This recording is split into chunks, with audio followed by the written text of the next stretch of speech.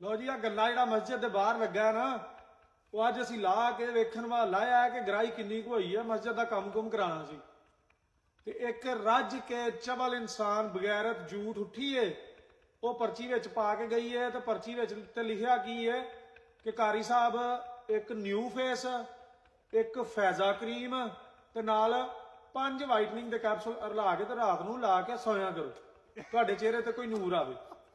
ਪਰ ਝੂਠੇ ਜਾਂਦੀ ਏ ਚਵਲੇ ਬਗੈਰਤਾ। ਤੂੰ ਆਪਣੀ ਸ਼ਕਲ ਤੇ ਮੈਨੂੰ ਵਹਾ ਨਾ ਤੂੰ ਕਿੰਨਾ ਕੁ ਸੋਹਣਾ ਜਿਹੜਾ ਮੈਨੂੰ ਕਰੀਮਾ ਦੱਸਣਾ ਪਿਆ।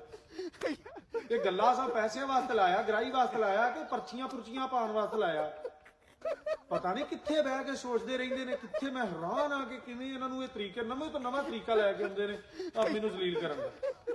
ਪਤਾ ਨਹੀਂ ਸਪੈਸ਼ਲ ਇਹਨਾਂ ਕੋਈ ਬੰਦਾ ਭਾਇਆ ਸੋਚਣ ਵਾਸਤੇ ਲੈ। ਤੂੰ ਸੋਚਦਾ ਨਾ ਸਾਰਾ ਦਿਨ ਅਸੀਂ ਕਰੀ ਜਾਵਾਂਗੇ। ਸ਼ੁਕਰ ਹੈ ਅੱਲਾ ਦਾ ਸੋਹਣੀ ਸ਼ਕਲ ਮੇਰੀ ਸੋਹਣੇ ਨੈਣ ਨਕਸ਼ ਨੇ। ਤੈਨੂੰ ਕਿੱਥੇ ਮੈਨੂੰ ਵੇਖ ਕੇ ਖੌਫ ਆਇਆ ਨਾ ਕਿਦੋਂ